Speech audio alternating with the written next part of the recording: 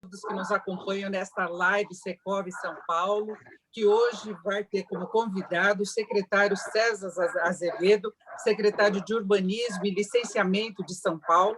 Para participar dessa conversa, nós contamos com a participação do Luiz França, que é presidente da Abrainc, Basílio Jafé, que é presidente do Secov, e eu vou estar intermediando esse bate-papo aqui. Antes de mais nada, bom dia, secretário César Azevedo.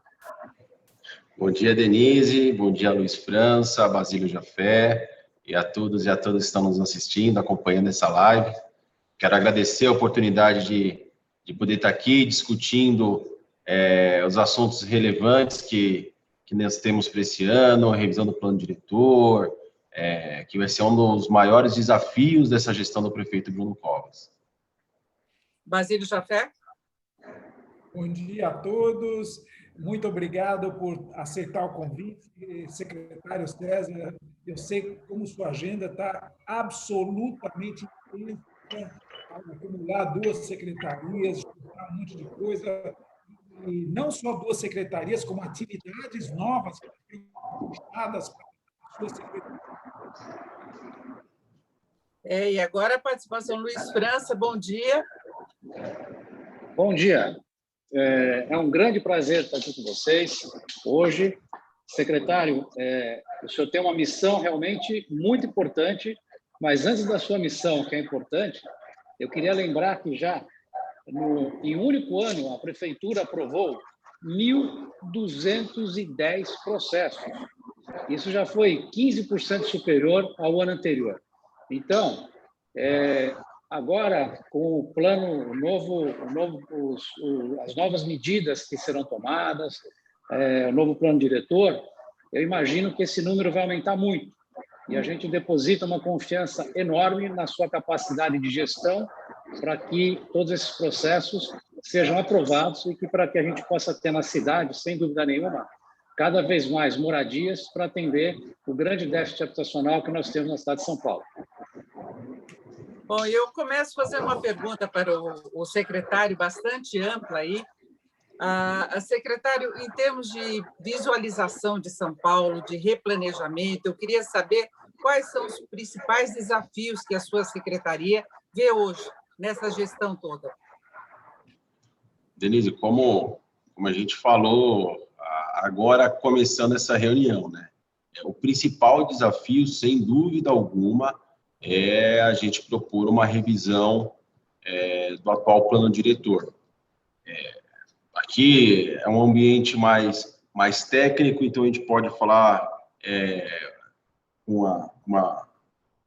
mais à vontade, né, de maneira técnica. A gente sabe que o atual plano diretor, no artigo 4º, determina, na verdade, que o Executivo encaminha à Câmara Municipal, nesse ano de 2021, uma revisão da sua lei, né, do seu plano diretor. Nós temos aí que acompanhar e apontar, já tem sido feito, né, um monitoramento do desempenho do plano diretor. Então, a ideia é a gente poder fazer um estudo, um diagnóstico do atual plano diretor, levando em consideração, claro, o efeito da pandemia, que, na verdade, não sabemos ainda qual é o efeito final dessa pandemia, que ainda está em curso, não só no mundo, como aqui em São Paulo também, né? É a nova realidade, as cidades têm que se repensar. Então, esse momento que nós vamos discutir a revisão do plano diretor é justamente poder identificar no atual plano diretor o que, de repente, deu certo e pode ser melhorado, né? E o que não está dando muito certo, que a gente precisa corrigir para que a sua funcionalidade seja alcançada. É sabido, isso é uma opinião comum, né? O atual plano diretor é um bom plano diretor, né? Mas a gente precisa, de repente, ajustá-lo em alguns aspectos. Nunca esquecer que a gente tem um DNA nesse plano diretor, que é isso que a gente tem que trazer e fazer isso pulsar. O que é? Fomentar a moradia no centro, né? Trabalhar o adensamento nas regiões centrais, nas regiões estruturantes da cidade, e, ao mesmo tempo, fomentar o desenvolvimento comercial, criar novas centralidades, sempre com base em estudos de vocacional, né, regional, para que a gente possa criar centralidades de levar emprego, levar equipamento público, levar serviço para a periferia. A ideia da revisão do plano diretor é fazer aquilo que o plano diretor fala que tem que ser, melhorar a qualidade de vida do paulistano. Com certeza a pandemia trouxe novos desafios e mostrou, no limite, algumas dificuldades que a gente tem, dificuldades de locomoção da população. A gente viu as concentrações dos transportes públicos, né? Reduzir isso é muito importante, né? Uma utilização da cidade com uma melhor estrutura. Agora, a gente tem visto se falar disso há muito tempo. Agora, em termos práticos, o que poderia mudar efetivamente? Não é? Porque a gente tem algumas áreas da cidade em que é uma preocupação muito grande, foi empurrando as pessoas para as periferias, áreas de mananciais, há problemas em relação a licenciamento, irregularidades dessas áreas, tem restrições em relação ao centro da cidade, em relação àquelas áreas que são mais valorizadas, a gente já sabe que tem uma mobilização contra a utilização, a urbanização maior dessas áreas também, tem uma resistência até são nichos aí de maior valorização que não querem uma ocupação maior. A prefeitura está disposta a encarar todos esses desafios? Esse é o momento, Denise, da gente encarar esses desafios que são os desafios mais sensíveis, né, quando a gente fala de planejamento urbano e urbanismo na cidade. É a gente acreditar e reconhecer que são duas cidades. Temos a cidade formal e a cidade informal. Essa cidade informal não pode ser esquecida. São 1.800 favelas na cidade de São Paulo, mais de 2.000 loteamentos irregulares na cidade de São Paulo. Então, como a gente faz para mudar essa realidade, que é uma realidade que muitas vezes fica escondida, né? Temos que pegar essas pessoas menos favorecidas e trazer elas, inserir elas na cidade formal, né? Então, essa discussão que, como eu falei, essa revisão vai nos possibilitar fazer de maneira pontual. Não vai ser uma ação de vamos desmontar todo o atual plano diretor, vamos fazer uma cirurgia, vamos abrir ele no meio e reinventar, até porque o plano diretor não é do prefeito Bruno Covas, do prefeito Haddad, o plano diretor é da cidade de São Paulo, então tem que ser tratado como um plano de governo, né? Não um plano de gestão. Então, a ideia é a gente pegar, fazer alguns apontamentos, a gente brinca, fazer uma acupuntura no atual plano diretor para que a gente consiga justamente mudar essa realidade. É a realidade da cidade. Nós, desde a gestão passada, o prefeito Bruno Covas, e é um trabalho que nós estamos fazendo aqui, vocês têm acompanhado, tentar mudar essa realidade. Fizemos aí uma lei de regularização de imóveis, no qual anistiamos mais de 200 mil imóveis residenciais na cidade de São Paulo. Trabalhamos de uma maneira muito intensa na digitalização, informatização, celeridade na análise dos processos, justamente para poder possibilitar ao setor produtivo um ambiente de negócios mais fácil, e isso possibilitou, como o Luiz França bem apontou no começo, recorde em alguns pontos, foram mais de 1.200 alvarás de aprovação, tanto residencial como comercial. Só o ano passado, conseguimos aprovar mais de 80 mil unidades de HIS na cidade de São Paulo. O Fundurb, a arrecadação do Fundurb foi uma arrecadação recorde também na cidade, foi a melhor arrecadação na história do Fundurb, né? E os dados do próprio setor, o ano passado, na venda de imóvel, houve um crescimento de 13%, mesmo no cenário pandêmico. Se nós não tivéssemos essa pandemia, eu imagino que o crescimento seria muito maior. E é isso que essa gestão ela espera, poder possibilitar ao setor produtivo um ambiente, um meio de fácil desenvolvimento da cidade, que é essa construção civil que ajudou a segurar a economia da cidade em momentos tão difíceis dos últimos meses. Então, é isso. Como que nós vamos fazer para construir isso? A ideia é trazer o setor produtivo, o setor imobiliário, a academia, as faculdades, os institutos, os conselhos, e a gente conseguir abrir essa discussão. Quanto mais democrática for essa construção, essa conversa, eu tenho certeza que o produto final vai ser um produto mais robusto, mais enxuto, mais forte, e eu tenho certeza que a gente vai conseguir construir uma proposta melhor para a cidade. Bom, Basílio Jafé? Denise, César e Luiz França, a quem eu agradeço compartilharmos essa live hoje, mostra que estamos, como sempre, unidos no propósito de tornar São Paulo uma cidade mais inclusiva, uma cidade melhor. O nosso papel, enquanto entidades que representam o mercado imobiliário privado, é de fornecer subsídios, na medida do possível, para a Secretaria, como elaborar essa revisão do plano diretor fundada nesses princípios que os muito bem se referindo. E entendemos, sim, secretário, que as diretrizes estão corretas. É necessário hoje, falando na prática, que adensemos dentro da cidade, adensemos as regiões da cidade que constam com boa infraestrutura, para que mais habitantes possam usufruir de uma qualidade de vida que São Paulo hoje não proporciona, para que a gente possa aumentar a qualidade de vida do maior número possível de paulistanos e, como a Denise acabou de falar, fazer com que os problemas de mobilidade possam diminuir, tornar São Paulo mais agradável, mais inclusivo. Nós temos que construir, segundo nossos estudos, 870 mil novas habitações nos próximos 10 anos. Aproximadamente, vamos lá, imaginando que minha reta, 87 mil unidades. Agora, compete o poder público, tem uma linha de fundo que está meio esquisito, não sei quem é vocês, mas 87 mil, o poder público... Tem que, desculpa interromper, Basílio, tem que fechar os microfones da Denise e do César, acho. Essa é boa, talvez melhore, porque um de vocês dois está com um barulho de fundo bem grande.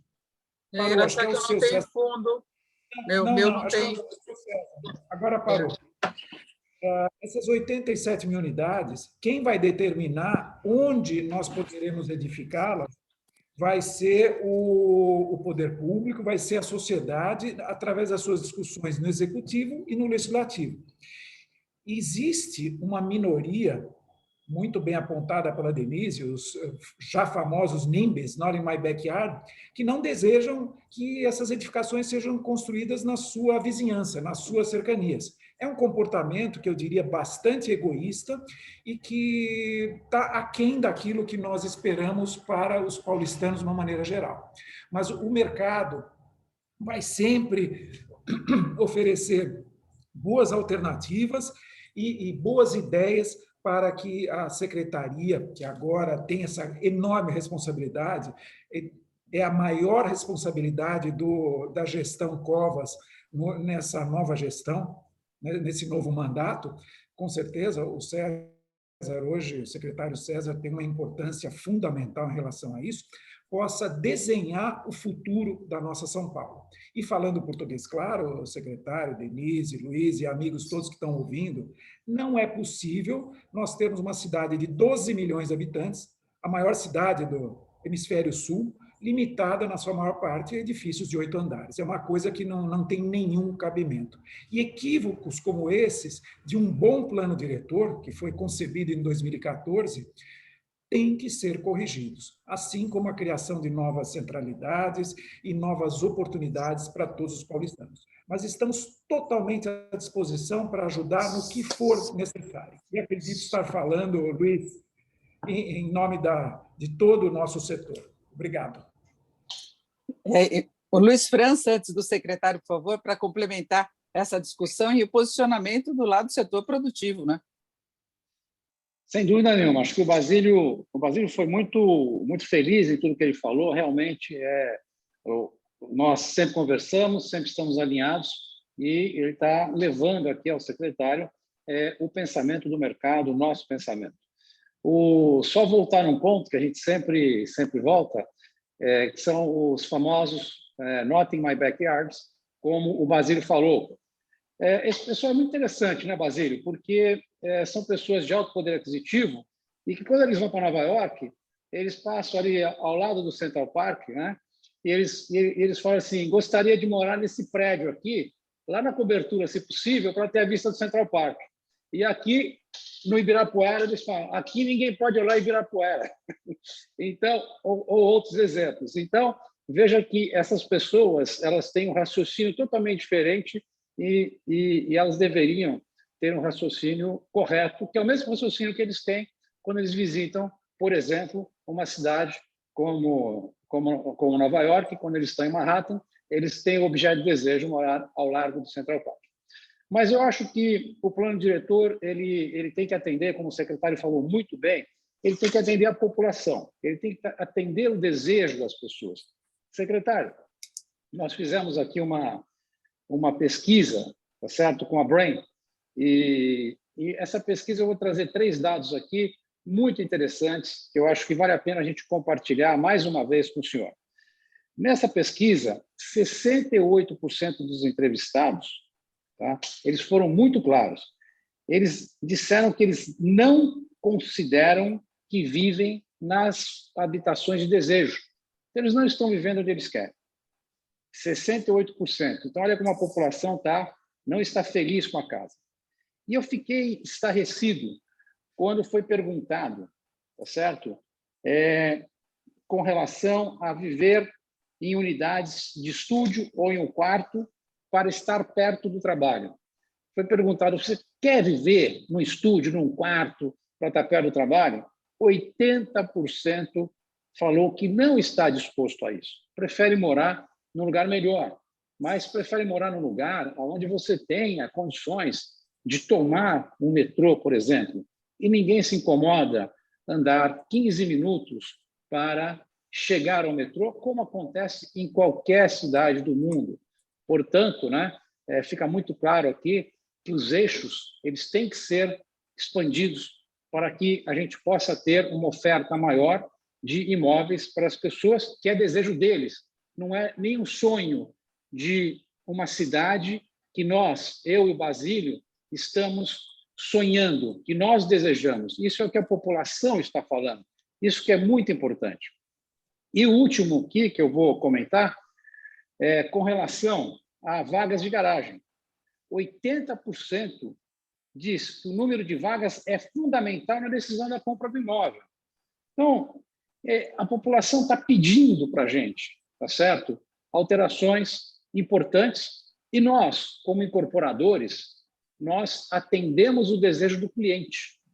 Porque se eu fizer um empreendimento errado, eu não vou vender. Então, antes de fazer o empreendimento, nós temos uma leitura de mercado com relação às necessidades das pessoas que irão morar naquele imóvel. Portanto, se o incorporador errar, ele vai estar perdendo dinheiro. Então, nós vamos sempre trabalhar para quê? Para atender aos anseios do morador e da população da cidade de São Paulo. Eu achei que eu deveria dividir aqui com o Basílio, com você e com a Denise esses dados que são bastante interessantes, secretário. Secretário, antes da resposta, eu queria só acrescentar um ponto que tem sido observado muito em função da pandemia, que eu acho que pode ter mudado alguns parâmetros das pessoas também. Essa questão da condição de vida, do espaço que você tem nos imóveis e a questão do transporte, porque a gente tem o planejamento racional da cidade para utilizar o máximo possível o transporte público, só que o transporte público, em meio à pandemia, virou um problema para as pessoas que têm de se locomover, as pessoas passaram a usar mais o carro, quando tem condições, agora tem aumento de gasolina, fica mais difícil ainda. Mas mudou um pouco esses parâmetros, inclusive as pessoas buscando outros imóveis. Como é que se pode definir um projeto, né, de reestruturação do plano diretor, pensando em todos esses aspectos, no que a pandemia colocou de dificuldade e das dificuldades estruturais que a gente já via na cidade há muito tempo?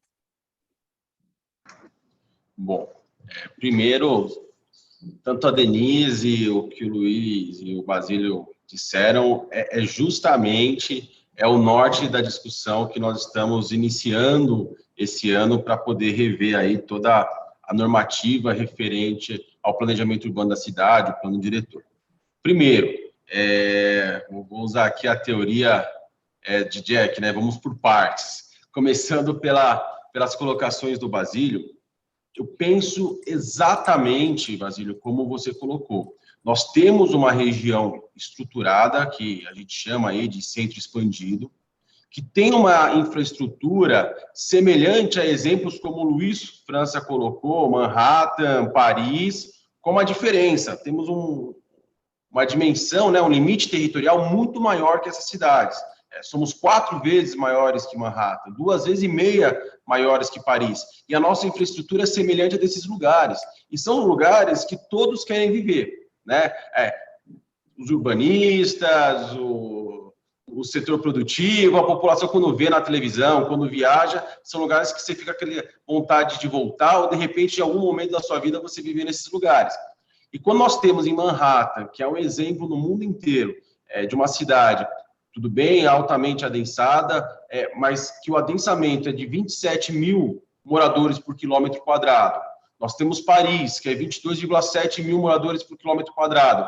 E nós temos aqui em São Paulo, que tem uma infraestrutura semelhante a esses lugares, só com 7 mil moradores por quilômetro quadrado. Eu acho que alguma coisa nessa equação está errada. Então, a gente precisa corrigir isso. Porque você ter uma infraestrutura e tão poucos paulistanos poderem aproveitarem essa infraestrutura, além de tornar a cidade mais cara, tornar essa infraestrutura mais cara para a administração, nós temos uma notória, um apartheid na cidade. Nós pegamos as pessoas mais carentes, fazemos com que elas trabalhem nessa região estruturada e, ao mesmo tempo, nós mandamos ela morar na periferia. Quem mora na periferia de São Paulo, a expectativa de vida são 11 anos a menos de quem mora dentro do centro estruturado. A pandemia diminuiu em 8 anos a vida das pessoas. É mais cruel você morar fora do centro expandido do que você morar, do que a pandemia tem sido, que é a nossa realidade atual. Então, a ideia é justamente trabalhar, criar uma proposta com a revisão do plano diretor, e, claro, isso vai discorrer aí, revisão em outras legislações, lei de zoneamento, o que precisar ser trabalhado, para que a gente possa direcionar a cidade a crescer do ponto de vista de moradia no centro mais estruturado. Nós temos aí um déficit habitacional na cidade de 474 mil famílias. Como a gente faz para trabalhar esse déficit na medida que a gente tente instalar isso nessa região mais estruturada, para que essas pessoas possam usufruir da mesma infraestrutura que as classes melhores colocadas no ranqueamento usufruem. Isso é uma coisa. A outra parte, que aí a gente entra na questão dos eixos, será que, ainda mais somando um pouco o que o Luiz França falou e a Denise disse, será que agora, com o pós-pandemia, né, que nós temos 2 mundos, né, o antes-Covid e o depois-Covid, será que ainda é necessário a gente incentivar a oferta de estúdios nos eixos? Nós, com a pandemia, onde nós temos ficado mais tempo nas nossas residências, grande parte não só dos paulistanos, da população tem feito muito home office. Será que você ficar em apartamento até 35 metros quadrados, nos últimos 10 anos houve um crescimento de 500% na oferta desses imóveis? Será que essa ainda é a necessidade da cidade? Dos eixos, ter esses imóveis menores? Quando, na contramão, imóveis acima de 70 metros quadrados, nesses últimos 10 anos, diminuiu em 50% a oferta. Será que essa é ainda a realidade? A gente precisa desses imóveis, de ofertar mais imóveis? Como a gente faz para tornar a oferta um pouco mais plural, a oferta de imóveis na cidade? Hoje nós temos uma estrutura muito engessada, as coisas são muito iguais, então a gente tem que, de repente, discutir a possibilidade de fomentar a criatividade do setor produtivo, né? O o setor público, a administração pública, ela não tem que impor o que tem que ser feito, ela tem que regrar, a gente tem que regular. E cabe aí ao setor produtivo, com análise na demanda, poder ofertar ali o melhor produto para aquela região.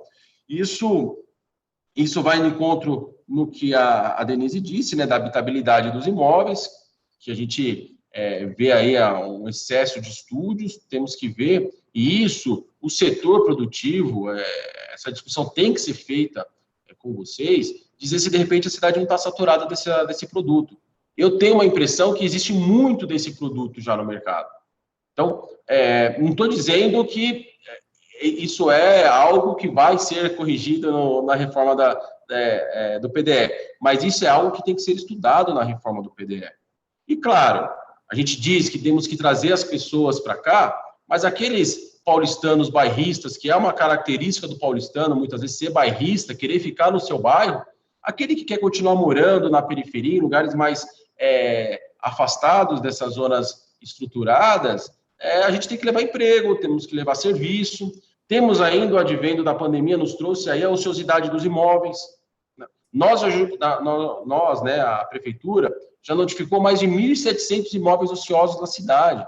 E a gente vê que, com a pandemia, as unidades comerciais vêm ficando ociosas. Será que a gente não pode, de repente, estimular a mudança de uso dessas unidades para que a gente consiga combater o déficit habitacional da cidade? São coisas, são ingredientes que a gente está colocando nessas discussões que a gente possa discutir e construir uma saída melhor. É claro, o setor produtivo, o setor imobiliário, ele não é adversário da prefeitura, ele não é adversário do setor público, ele é um parceiro. E aí, como é um parceiro, eu brinco que é uma pista de mão dupla a parceria. Então, quando falou a prefeitura, né, a secretaria, tem que chamar vocês, né, para conversar e ver o que nós precisamos fazer para que a gente possa desenvolver ainda mais a cidade. Corrigir, de repente, alguns pontos que saíram da curva. É claro que nem tudo aquilo que é proposto na análise interna a gente faz, mas essa discussão tem que ser feita, sobretudo com o setor produtivo. E, secretário, a gente vê divergências, inclusive, em relação ao pessoal que está participando aqui com a gente das perguntas. Nós temos o Marcelo Akioshi, por exemplo, colocando a questão do gabarito e avaliar se vale mais a pena uma torre de 24 andares ou 3 torres de 8 andares, onde se ocupa mais o térreo e impermeabiliza mais a cidade. Na sua visão, qual seria a vantagem de ter 3 torres de 8 andares? Mas aí nós temos o contraponto também de um outro participante, o Falcone, ele falou, nada a ver prédio alto, melhor prédios baixos, esse adensamento que teve em São Paulo é horrível, eu prefiro morar na Europa do que em Nova York. E o Akioshi cita exatamente Nova York, que tem prédios, inclusive, com atrativos, ele cita o Freedom Tower em Nova York, né, que ele acha que falta muito isso em São Paulo. Então, a gente vê que tem uma divergência com relação à forma como se pode mudar a ocupação da cidade, né? Denise, é importante a gente deixar aqui bem claro para todos que vão participar dessa discussão, que é da revisão do plano diretor, e quem está participando com a gente nessa live, que a gente cita exemplos como Nova York, citamos exemplos como Paris, Barcelona, mas é claro que cada lugar respeita a sua singularidade. São Paulo tem que pegar bons exemplos do mundo e adaptar a nossa realidade.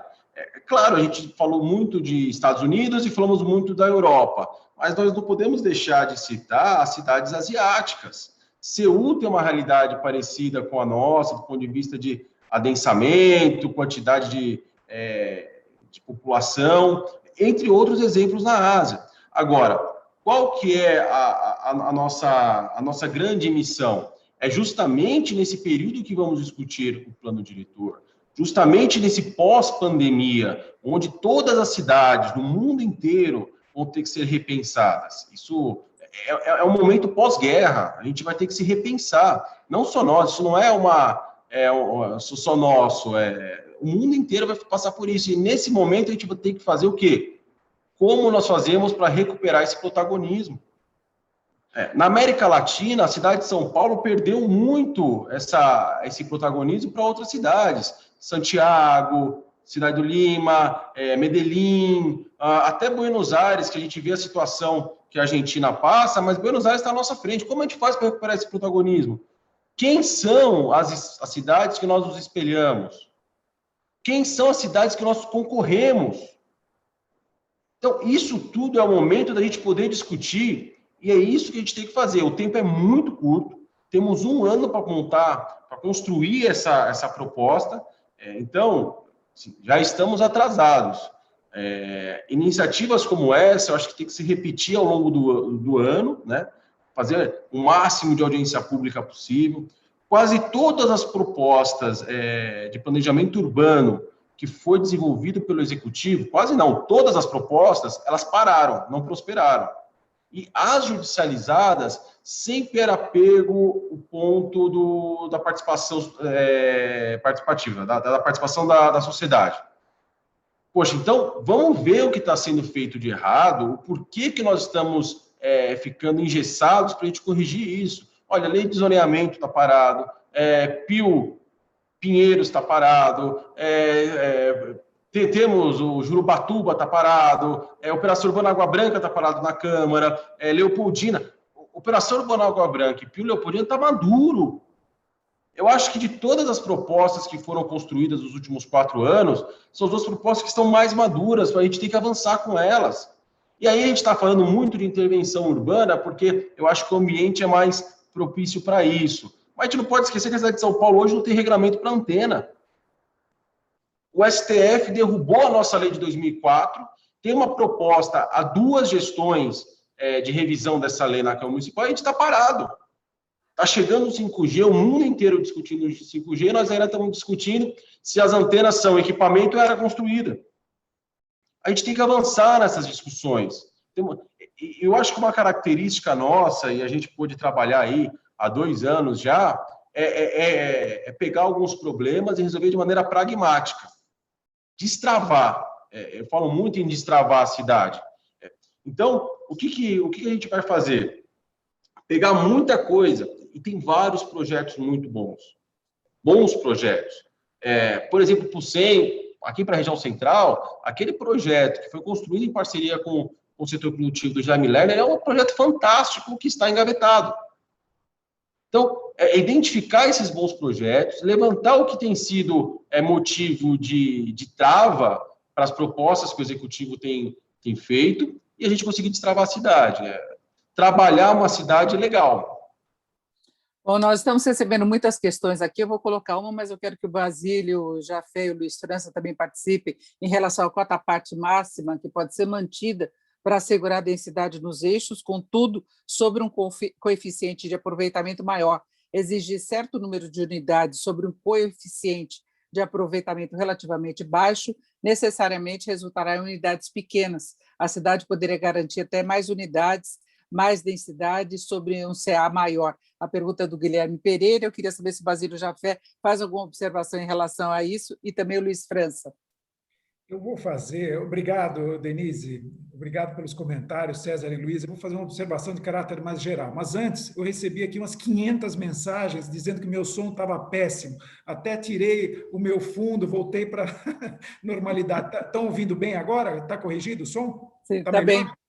Tá bom, beleza. Tá, é muito bom a gente finalmente ver e ouvir o secretário de Urbanismo do município de São Paulo com essa visão internacional, com essa visão global, com essa visão sistêmica, holística, que o César está nos apresentando. Muda muito em relação a tudo, praticamente tudo que nós vimos no passado. Isso faz uma diferença brutal. O César está mostrando que ele está pensando na São Paulo dos próximos anos, ou da próxima geração, e tem esse sonho para levar isso adiante. Isso vai dar a ele uma força, uma alma para levar esse projeto, que não é fácil, é desafiador, à frente e transformar São Paulo. Quero que você saiba, César, que estaremos sempre a seu lado, apoiando, dando subsídios, como, aliás, já deixamos claro. Mesmo porque existe hoje infelizmente, o debate urbanístico se tornou um debate ideológico.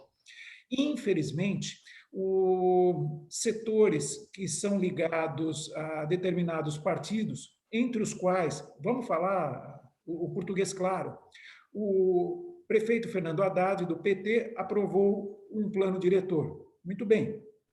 O plano é bom? Sim, tem suas qualidades, mas também tem seus equívocos, e os equívocos devem ser corrigidos. Porém, como foi aprovado uma gestão do PT, para o PT ele é imexível. Então, esse tipo de comportamento ideológico fica difícil a gente aceitar. E isso nós temos que combater com todas as forças. É algo que nós temos feito com muita ênfase. As nossas entidades têm buscado aqueles que pensam diferente para o diálogo, para ver quais são os pontos de convergência e para tentar diminuir esse problema ideológico. Vamos pensar em São Paulo, vamos pensar em urbanismo. Não interessa se somos da esquerda, da direita, de cima ou de baixo. Interessa que nós somos paulistanos e queremos um plano melhor para São Paulo. E esse tipo de comportamento que nós esperamos. Outro ponto que o secretário abordou com muita propriedade é a questão da judicialização. Hoje em dia, o Brasil virou algo... Bom, nós vimos nesses últimos 2 dias, né, o que aconteceu, o pandemônio criado. Vimos que tudo se resume ao judiciário. Então, ninguém consegue fazer mais nada porque 90% das vezes, aqueles que não têm os seus desejos, as suas ideias atendidas, recorrem ao judiciário e sempre, ou quase sempre, acabam encontrando alguém no judiciário que lhes dá guarida. E quem perde com isso? É São Paulo. Quem perde com isso somos todos nós, as nossas famílias, o nosso futuro. Essa falta de protagonismo que o secretário citou muito bem. Não tem cabimento nós estarmos atrás de Buenos Aires, de Lima e de outras cidades. Não tem cabimento. É isso que nós temos, é sobre isso que nós temos que nos insurgir. Temos que criar uma concertação, não é fácil, mas para que a gente possa avançar. E com clareza. Desculpe, Denise, acabei não respondendo, mas eu deixo a resposta técnica, não sei, o Luiz talvez queira comentar, senão o próprio César. A questão do coeficiente, Luiz França, alguma coisa a acrescentar? Acho que eu vou realmente deixar a resposta técnica para o César, acho que é o mais pertinente aqui nessa discussão. E uma coisa, o Basílio está muito correto, quer dizer, a gente não tem que ter ideologia. E todo homem inteligente, ele vê a transformação do mundo e ele trabalha para mudar. O plano que foi feito no passado foi um plano que atendeu e acho que agora as necessidades mudaram. Então, com a mudança de necessidades, eu acho que é muito importante essa revisão. E ela é tão importante que ela já era prevista. Portanto, lá atrás já se pensou que nós temos que ver como funciona o plano para trabalhar fazendo melhorias com relação ao plano. Então, eu acho que isso é fundamental aqui para a gente refletir. Outra coisa que eu fiquei muito preocupado, sendo muito aqui direto, claro, eu escutei alguma intervenção de uma pessoa, eu prefiro morar na Europa do que em Nova York e tal. Eu quero ser aqui muito transparente. A posição não é onde o França quer morar, por exemplo. Eu quero ter uma cidade onde a população queira viver. E como a população queira viver. Por isso que nós trouxemos uma pesquisa. Nós temos uma cidade que nós temos que atender a nossa população, ao cidadão que mora na cidade de São Paulo, e não onde o França, o Basílio ou o César têm objeto de desejo. Nós temos que atender, sim, majoritariamente, ao cidadão que mora em São Paulo. Acho que nós temos que ter isso nas nossas cabeças e ter abertura para que as pessoas tenham um bem-estar e prazer de morar na cidade de São Paulo.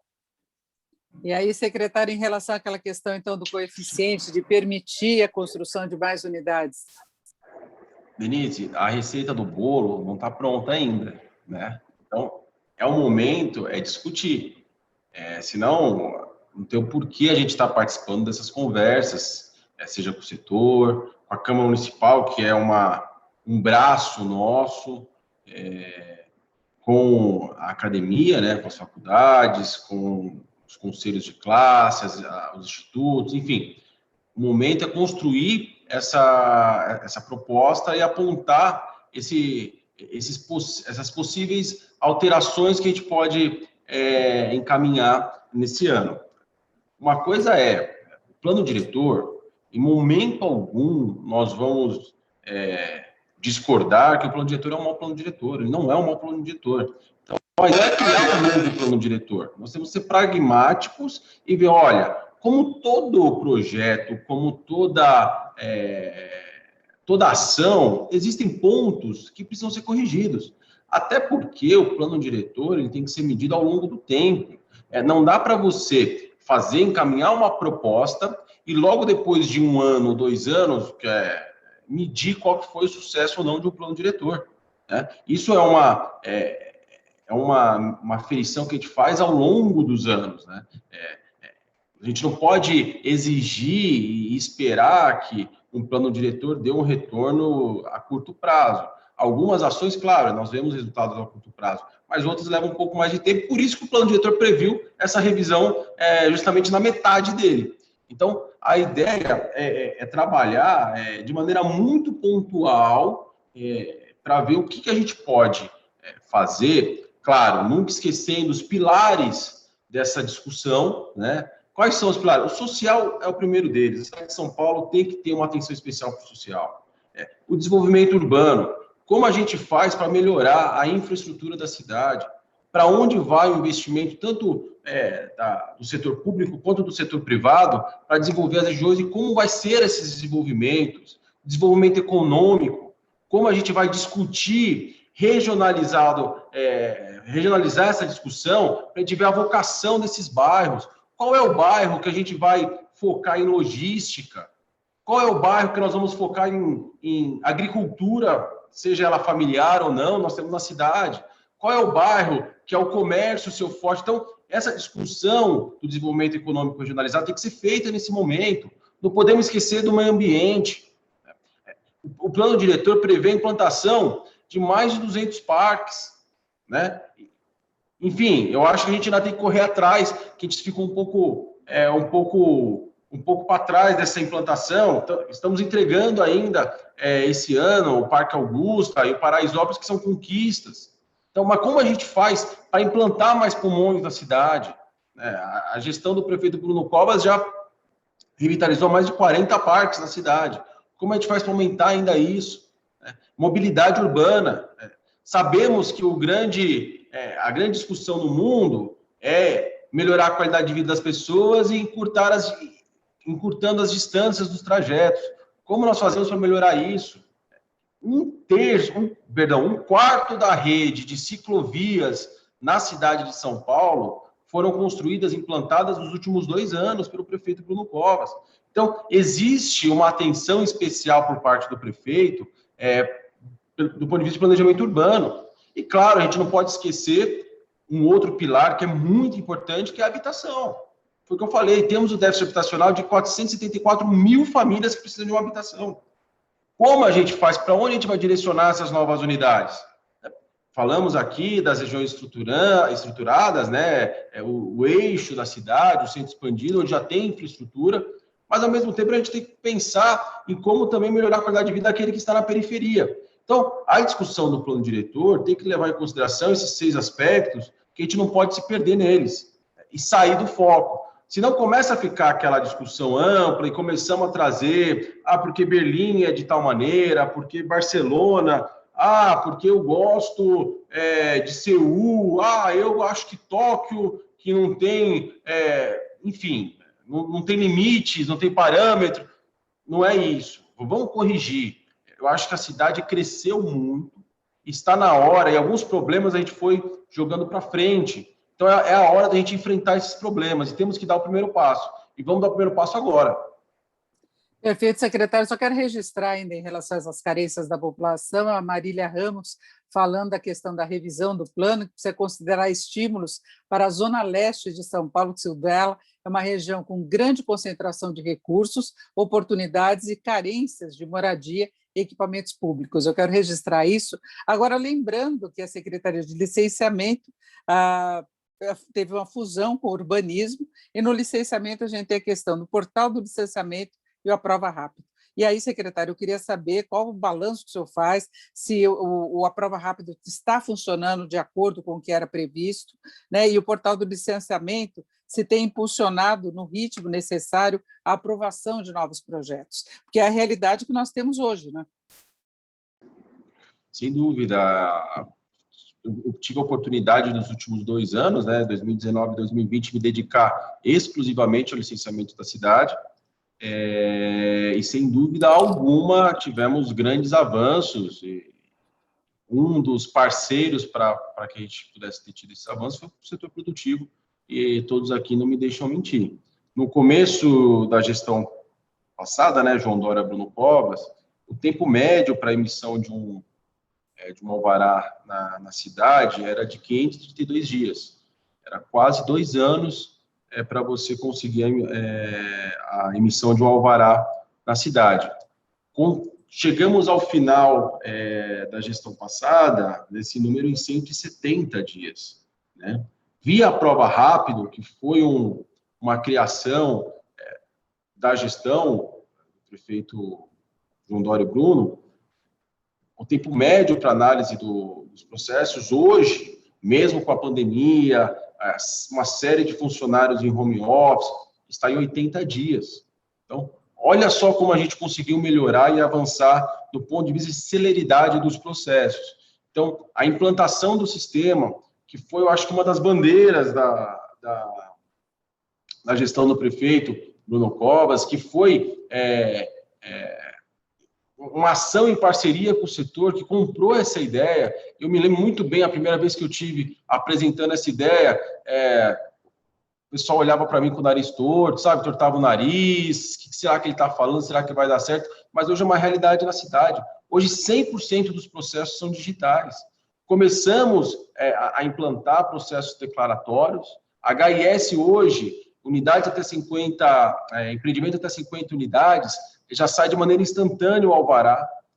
A ideia é subir, que está em fase de conclusão, esse módulo de certificado de conclusão de obra, vai ser declaratório. Quando eu falo declaratório, não é que a prefeitura está fechando os olhos e recebendo os papéis que o setor encaminha, não. É um sistema que ele lê as informações que o empreendedor coloca, e eu tenho que acreditar que aquele profissional qualificado, ele está falando a verdade. Aí cabe a prefeitura fiscalizar no segundo momento. Né? Quando eu vou num médico particular e ele me dá uma receita médica, eu não pego aquela receita e eu procuro um posto de saúde para que um médico público referende ou endosse a receita que um médico particular deu. Então, por que num ponto de vista de licenciamento, tem esse paternalismo que o setor público tem que rever aquilo que o profissional qualificado já apresentou para nós? Então, é uma mudança de conceito, é uma mudança de cultura. A gente está conseguindo mudar essa realidade. Foi como eu disse, os processos estão se tornando mais rápidos. Claro, temos aí a pandemia que acaba gerando alguns entraves, tanto para análise dos processos, como também para a resposta dos comuniques por parte do setor. É uma realidade, mas a ideia é justamente essa, o que a gente conseguir fazer para destravar, para dar celeridade, trazer a tecnologia para nos ajudar. A gente sabe que a realidade da prefeitura, isso não é só em São Paulo, de maneira geral, é a diminuição do corpo técnico, porque as pessoas estão aposentando, e os concursos, até por toda a realidade econômica, não estão sendo abertos como a gente esperava que fosse. É uma realidade, é uma crise que a gente vive. Então, pegar o auxílio de ferramentas tecnológicas, e é isso que nós estamos fazendo aqui. E a ideia é aumentar ainda mais essa análise. O segundo momento desse licenciamento eletrônico é a gente colocar a inteligência para que o próprio sistema consiga ler a planta do que o incorporador está colocando, do que o empreendedor coloca. Ele faz o upload dessa informação e a gente consegue ler sem precisar que um técnico refaça a leitura daquilo que foi assinado por um responsável técnico por parte do empreendedor. E, claro, no segundo momento, a gente tem que fiscalizar. Constatado, achado que alguma informação apresentada para a administração pública foi uma informação mentirosa, esse técnico, esse responsável técnico que assinou por isso, ele tem que ser penalizado, duramente penalizado. Tem que ser suspenso o seu registro no conselho de classe, tem que ser cassado o seu registro quando for o caso, e quando for o caso, até ser denunciado à autoridade policial, para que tenha uma penalidade do ponto de vista do Código Penal sobre um cara que fez uma ação mentirosa como essa. Então, a ideia é cada vez mais a gente partir para tentar agilizar ainda mais os processos. O balanço a prova digital, a prova rápido, e tudo que nós fizemos no licenciamento da cidade, eu acho que é super positivo. Perfeito, Na verdade, secretário... o feedback são vocês, de como está o licenciamento da cidade. Basílio, por favor.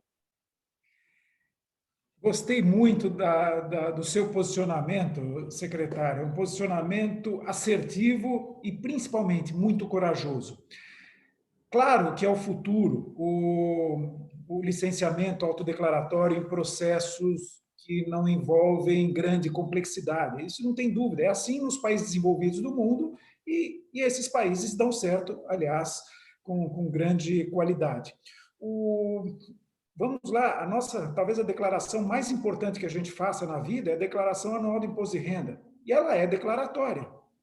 Agora, se você faz errado, se você comete um erro, hoje a Receita Federal tem instrumentos para penalizar, como você muito bem colocou, muito, civil e criminalmente. E é assim que tem que ser. E é incrível notar como o Brasil, nós brasileiros, estamos acostumados a sermos taxados de hipossuficientes e existe o paternalismo. É difícil a gente mudar a cultura, você colocou isso muito bem, e tirar esse paternalismo.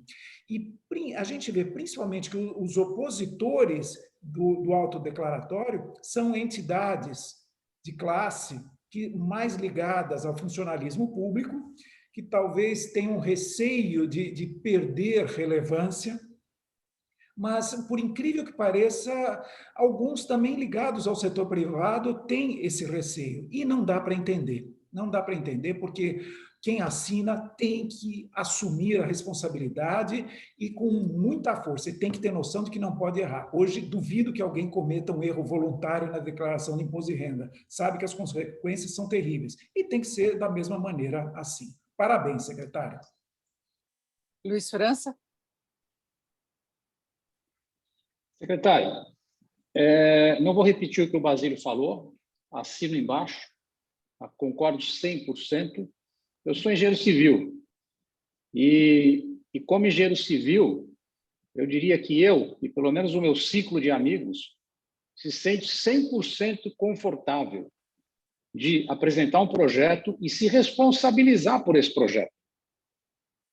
Tá? Executivos de várias empresas se responsabilizam. Os executivos de banco, diretores de banco, estatutários, eles têm as suas responsabilidades também. Cada decisão que ele toma, ela não volta para ser discutido com o Banco Central. Ele toma a decisão e, se a decisão estiver, porventura, errada, ele sofre um processo administrativo. Por isso que o mercado anda e o mercado funciona. E eu vou me permitir aqui mais 1 minuto de uma história. Quando eu trabalhei nos Estados Unidos, no Banco de Investimento, nós fomos participar de uma privatização no Brasil e o número de documentos era enorme. Eu fui conversar com o diretor do banco, mostrei os documentos, ele me entregou uma declaração dele. Eu falei, mas eu preciso de carimbo. Ele deu risada. Ele falou, olha, você vai ter que me explicar, porque a minha declaração, se eu fizer falsa, eu posso ir até para a cadeia, é criminal.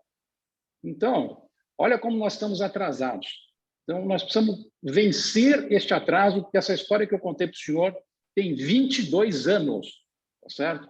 Então, nós precisamos vencer esse atraso aqui no Brasil para que as pessoas sejam responsáveis e a responsabilidade só vai melhorar a dignidade dessas pessoas frente aos seus clientes e, inclusive, terá mais valor o trabalho dessa pessoa. Ele cobrará pela responsabilidade, não tenho dúvida nenhuma. Então, vamos trabalhar e vamos assumir as nossas responsabilidades. Afinal de contas, Um engenheiro, um arquiteto, fica 5 anos na universidade, certo? O tempo suficiente para ter certeza de que tudo aquilo que ele está apresentando é fidedigno. Os cálculos estruturais, eu pergunto, alguém certifica cálculo estrutural? Não. Cai prédio? Não. Por quê? Existe uma responsabilidade. E por que o projeto tem que, então, passar por todo esse processo? Então, o senhor tem todo o nosso apoio para que a gente tenha aqui uma aprovação melhor e utilizando a dignidade das classes, tanto de engenheiros civis como de arquitetos, para que a gente possa trazer essa melhoria para a cidade de São Paulo e para o Brasil.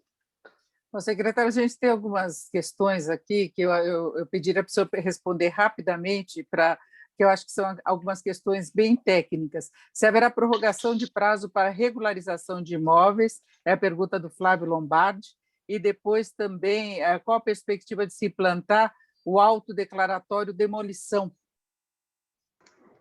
Bom, do Lombardi já está correndo na Câmara dos Vereadores uma proposta de prorrogação, até saiu no painel da Folha hoje, uma proposta de prorrogação do prazo para estender, né, o prazo da pedido de anistia, de regulação de imóveis. A ideia é fazer 180 dias, já deixando autorizado a fazer mais uma prorrogação por 180, ou seja, autorizar o Executivo a prorrogar por 1 ano.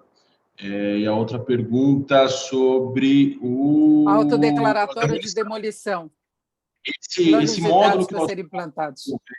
Esse módulo que nós estamos desenvolvendo numa prova digital é justamente para trazer para o declaratório certificados de conclusão, estande de vendas e demolição. Evidente que tanto o certificado de conclusão quanto o estande de vendas vai ser um pouco mais rápido, porque o certificado de autorização para demolição, muitas vezes precisam de algumas autorizações que fogem um pouco a nossa alçada, às vezes o verde, muitas vezes a cultura. Então, mas a ideia é ser totalmente eletrônico, o interessado vai pedir, o sistema de maneira automática manda para quem tem que se manifestar, então logo volte essa resposta e a gente emite a autorização, o alvará.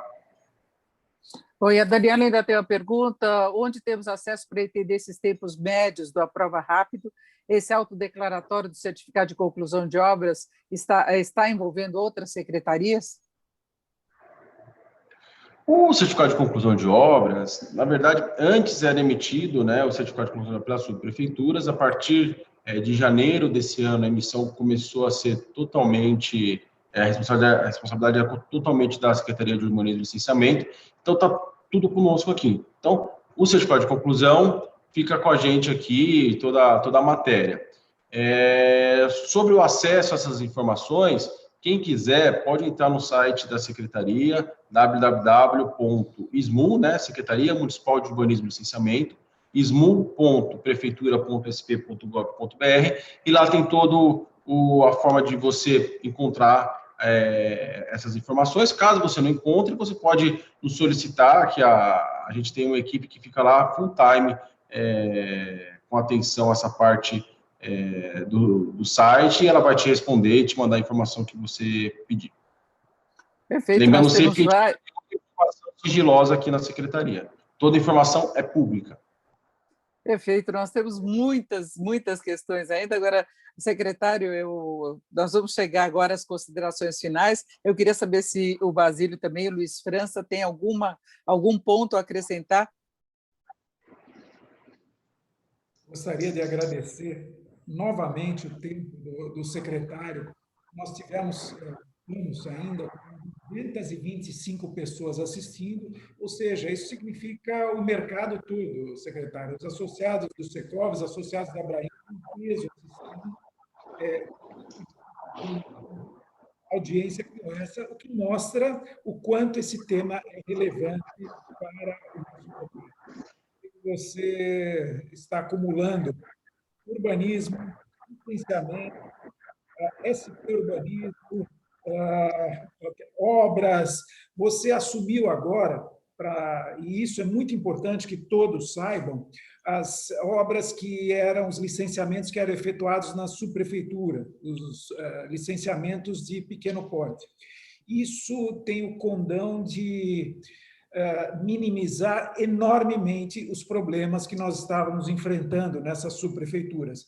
Sabemos que ainda está essa mudança ainda está um tanto enrolada, está levando um tempo toda essa alteração, mas entendemos, espero que isso seja resolvido o quanto antes. Tem alguns projetos que estão com o seu andamento um tanto prejudicado, mas isso deve ser resolvido em breve. Mas é importante que essa concentração, dizendo novamente, acabe com os problemas que enfrentávamos nas subprefeituras.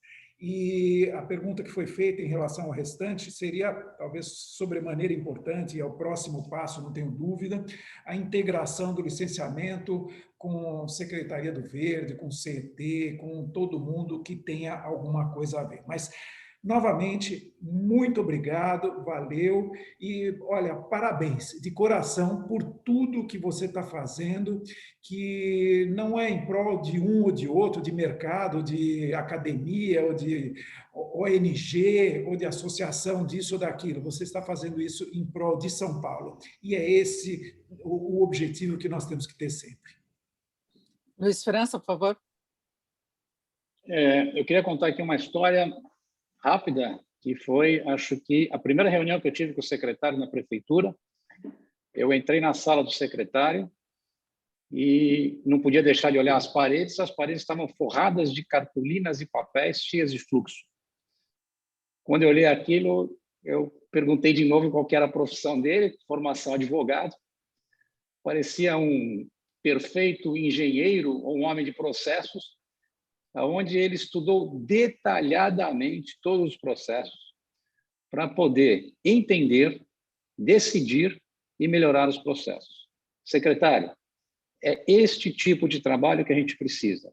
Uma pessoa que entre a fundo, entenda e, com isso, sem dúvida nenhuma, tome a melhor decisão para a cidade de São Paulo.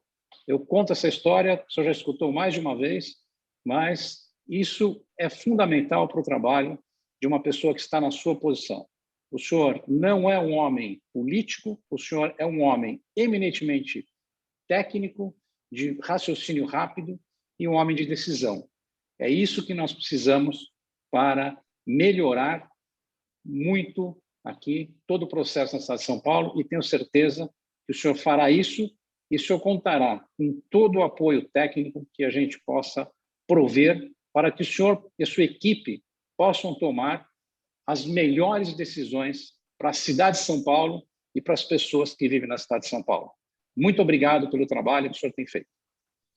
Bom, nós tivemos aí dezenas de perguntas, não deu para atender todo mundo, tem alguns comentários em relação a essa questão desse adensamento, o Charles Nader, por exemplo, falando que o baixo adensamento é elitismo e provoca exclusão, a Isabela dizendo que o centro da cidade possui muita infraestrutura e muitos edifícios ociosos e abandonados, né, que surgem ocupações, ela demonstra preocupação com relação a isso.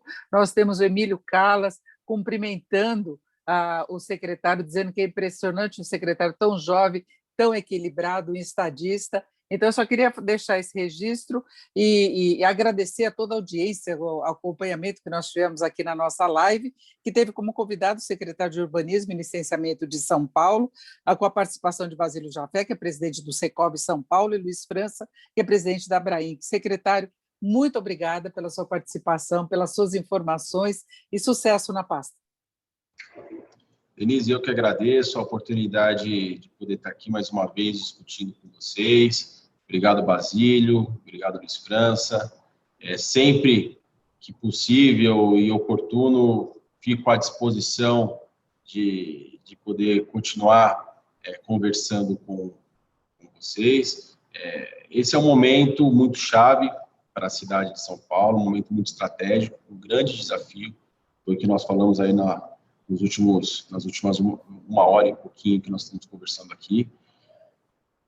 Fazer uma cidade mais inclusiva, eu acho que essa é a nossa obrigação, não só do setor público, como também do setor produtivo também, que tem responsabilidade sobre a cidade. O setor público, a administração pública tem que propiciar um ambiente de negócio e um ambiente de desenvolvimento para que o setor produtivo possa produzir, e isso melhorar a qualidade de vida das pessoas. Essa é a missão dessa revisão, é isso que o prefeito Bruno Covas me pediu, melhorar a qualidade de vida das pessoas, tornar a cidade de São Paulo uma cidade inclusiva. Não é, nós falamos aqui já, não é justo que quem tem uma condição melhor viva equipamentos públicos, seja saúde, educação, segurança, e quem, de repente, é o menos favorecido, está na ponta, na franja da cidade, ele não possua essa mesma infraestrutura que quem mora nas regiões mais estruturadas. É isso que a gente tem que pensar, é tornar uma cidade mais inclusiva, diminuir as distâncias, criar espaços públicos onde as pessoas possam conviver, né? A pandemia nos mostrou que a opção agora é por ocupar espaços abertos, as pessoas querem sair dos espaços fechados e migrar para os espaços abertos. Nós vemos aqui, da minha janela eu consigo ver, tem uma vista privilegiada aqui, o Anhangabaú, abriu-se parte do Anhangabaú já com pista de skate, a ocupação tem sido um sucesso. O que acontece com o Minhocão aos finais de semana, essas ocupações têm sido um sucesso. Um programa que nós soltamos agora há pouco, Ruas SP, onde a gente incentiva os bares e restaurantes a avançarem os seus salões, né, criar terraços nas ruas e nas calçadas para que as pessoas possam conviver no espaço público. Então, essa é uma série de medidas que nós precisamos nos atentar e ter a sensibilidade sempre de melhorar a qualidade de vida das pessoas. Saibam que esse processo vai ser o mais democrático possível, o setor produtivo vai participar dessa discussão, assim como as faculdades participarão dessa discussão, as entidades, os conselhos de classe devem participar, os institutos devem participar. Nós não podemos deixar essa discussão ser politizada, que quem perde é a cidade quando você coloca ideologia política. A ideia é fazer uma discussão técnica, pragmática, daquilo que precisa ser feito na revisão do plano diretor. Por isso que eu defendo muito um estudo forte, com uma entidade isenta, para que a gente possa ter um levantamento daquilo que é a realidade da cidade de São Paulo, olhando sempre a perspectiva do plano diretor, o que deu certo, o que não deu certo, o que precisa se corrigir. É isso a nossa missão, esse é o nosso desafio. O prefeito Bruno Covas, quando teve a Câmara Municipal, na primeira sessão da legislatura, ele colocou a revisão do plano diretor como um dos projetos de maior relevância da sua gestão, que começou esse ano. Então, a ideia é trabalhar à vontade política, à vontade do prefeito, e vocês têm aqui um tarefeiro aqui, um obreiro aqui, que vocês podem ter certeza que vai se empenhar bastante para construir uma proposta para tornar essa cidade melhor para todos nós. Obrigado, gente.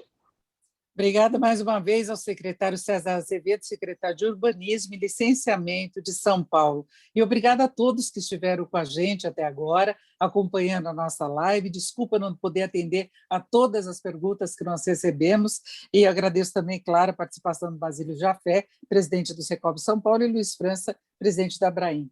Ótimo dia a todos. Denise, só um segundinho antes de você encerrar. Pois não, claro. 3 comentários rapidíssimos. Primeiro, vários das pessoas que estão assistindo estão perguntando se existe um e-mail para onde possam encaminhar as questões que não puderam ser respondidas. O César, o secretário, prefere que seja encaminhado diretamente para a secretaria ou através do Secovi? Como você prefere, César? Acho que ele já está redigindo aqui o que seria o e-mail. Boa, obrigado.